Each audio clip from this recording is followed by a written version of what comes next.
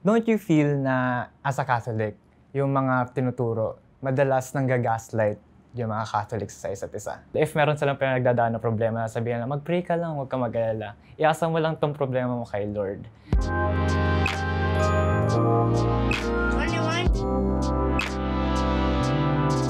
I'm Justine. I'm a practicing Catholic. Hi, I'm Diza, and I am an atheist. I am George Abonal, and I am agnostic. I think my faith, actually right now I'm struggling with my faith. And I fully believe in the institution. Despite yung parang, my own personal sentiments on several of the things the church does. I think being an atheist is not believing in any gods at all. I prefer to believe in the goodness of people and their moral compass. I believe there's a higher power. However, I do not worship that higher power. That is for my own understanding only. I mean, we're not demon worshippers, we're not Satanists, or we're not part of the Illuminati. We don't even believe in that. How are we supposed to worship something that we don't believe in? One thing na gusto kong i-share is that being an agnostic presents you with open-mindedness. Be it science or the supernatural, okay lang actually. Na they can believe, they have an open mind, they can construe things kung ano man yung gusto nila. What I can say din sa being agnostic is being the more freer type of belief compared sa other beliefs. I think there is a need for an open discourse about difficult things or like things that are supposed to be clarified about my faith rin, and about others, diba? About the perspective of others. My name is Justine. I'm a Catholic. Hey guys, I'm Diza. I'm an atheist. Hi, I'm George Abonal, and I am an agnostic person. I think atheists are, in general, assertive, very opinionated. I think they're straight in their convictions. For agnostics, I think they're very unsure in general. I also think that they're on the way to finding faith, but they're skirting around it, And at the same time, they have merit in what they say because they have an outsider's perspective about the faith, about learning about faith. For me, for Catholics, I think they're very conservative. They can be hypocritical on some contexts, and they're just very firm with their belief. And then for agnostics, they're sitting on the fence, on a 50-50 standpoint. But at the same time, I think they're leaning towards a side. They just don't know it or don't acknowledge it yet. So for me, I think being Catholic, I would agree Catholics are hypocritical, firstly. But also, even though they're hypocritical, they're faithful. Atheists, no offense though, no offense. I'd like to say na an atheist side, they are firstly elitistic, to be honest. Another is they are much too hard-headed din, same as Catholics. So that's all I want to say.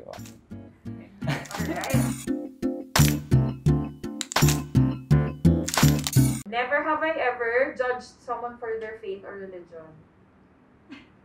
Guilty ako kasi I think everyone to some extent talagang ginagawa to. Nakikita natin parang pag hindi in line yung beliefs natin sa kanila, we have a tendency to assume na they're wrong in some way about us or about their assumption. Pero tayo rin, may ganun rin tayo eh.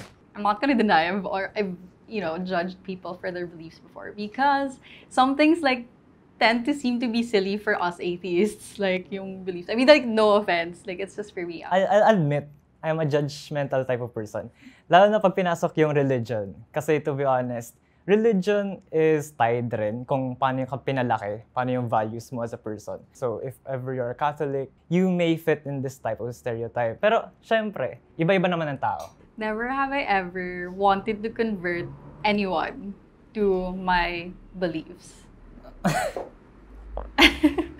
Sa akin, people closest to me, yung gusto ko i-convert. Sa ibang tao kasi, I don't want to convert them kasi parang if I don't have a solid connection with. Pero I noticed it from time to time that I try to make them subscribe to my form of thinking, I have tried na rin talaga to convert other people to my faith na rin.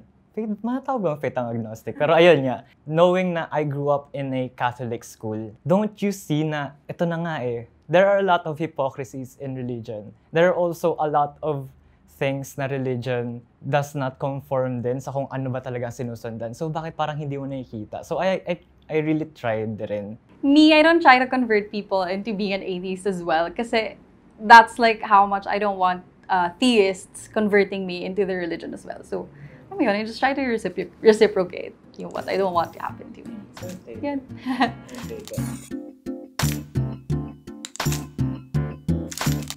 Okay. Oh. Ito. It's not much to Yeah, be there's honest. just 2 posts. Oo. Okay, this one na lang. So, anong ganap here? Sa ano yan eh, sa pageant namin yan sa PUP San Juan. I don't think I have any talent eh. Pero yung ginawa ko noon, I try to act at least yung parang monologue from I think it was Macbeth. Funny thing that happened, right? Nagdala ako ng packet ng ketchup na kinuha ko sa canteen. And what I did is that hinide ko siya sa hand ko. Yun nangyari when I was supposed to stab myself do sa scene. Yung yung ketchup. Inano ko siya, ini-squeeze ko siya. And then lapit ko dun sa judge. And I think I squirted some on them. So yung white na Outfit. white outfit na, it's not white anymore, it's crimson. At least, no? Realism. Yeah. Realism. Here. Oh my That's just goodness. selfies and stuff. Ito. Oh yeah, it's a video of me trying to spin on roller skates. I've never been sporty like my entire life. Tapos like nung last Christmas, like my boyfriend gifted me with a pair of roller skates. Yeah, that's just something I do in my free time. Nothing really Very nice, major. Very nice. Sana Thanks. may roller skates. Ito, here. Dami yan eh. Oh, feeling ko for Dami.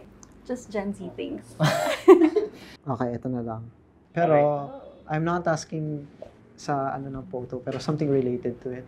What do you think about our history na? How we treat our landmarks siguro? To be honest, I see our history as something that is rich naman. Pero ang naging problema is hindi natin masyadong inaaral. Luneta Park, maraming tao na gusto makapag-picture dyan, maraming tao gusto makapag-ano. Pero alam ba talaga nila kung ano yung nangyari dyan? Alam ba talaga nila kung bakit pinatayo yan? We use it as background, ganon. Okay. For clout lang talaga. To be honest, for clout lang din pala pag-post ko Yeah. nito. At least you're ayun. honest.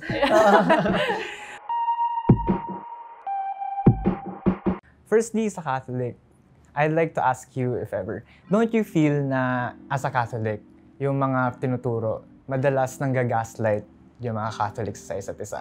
If meron silang pinagdadaan na problema, sabihin na mag-pray ka lang, huwag ka mag-alala. Iasa mo lang tong problema mo kay Lord. I don't think it's gaslighting people, but I think some people actually misinterpret the doctrines, the dogma, to try and suit it to their ends. Lalo sa mga corrupt clergy, I don't think it's necessarily gaslighting. I think it's just, rin kasi yung parang kinasanayan na nilang way of comforting someone, di ba? Ayan. It's just teaching you to put that loss of control, that acceptance of the loss of control to God. You cannot change your situation, di ba? Especially if you do not actually have control over the situation, you know? Sorry, I just wanted to echo with the gaslighting question. Kasi don't you consider yung mga people who tell children or younger people na, okay, if you do this, sige, mapupunta ka sa hell. I think that's what he meant by gaslighting. Okay. Na parang threatening you, na parang, part na rin oh doon. my God, if you don't do this, okay, I'm gonna burn in hell. If Ay, I think naman kasi that's a case of bad parenting na talaga di ba? Instead of sitting down, teaching your kid about, or your child about proper manners, you do fear-mongering to get them in line. I really don't think that the Catholic Church and its dogma, its doctrine, its sacraments are meant to gaslight you. What do you feel about the notion, or yung sentiment ng mga atheists na science disproves religion or faith? Ganun. for atheists, we normally would want to have evidence.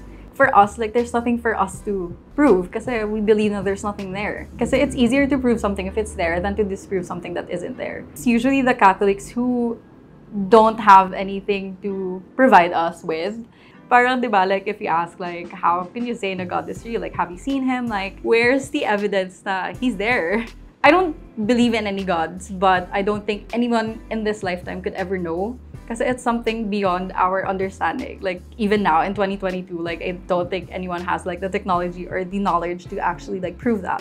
As an agnostic, like, what do you think is holding you back from taking a side? So basically, parang nakikita ko kasi parang may misconstrue sa agnostic is, ang atheist kasi hindi sila naniniwala na may gods. Ang Catholic naniniwala sa may God. Ang agnostic naman, 50-50 ang madalas naiisip ng tao. Naniniwala na may God, and at the same time, leaning on atheism. Pero para sa akin, actually, I believe na there's a higher power.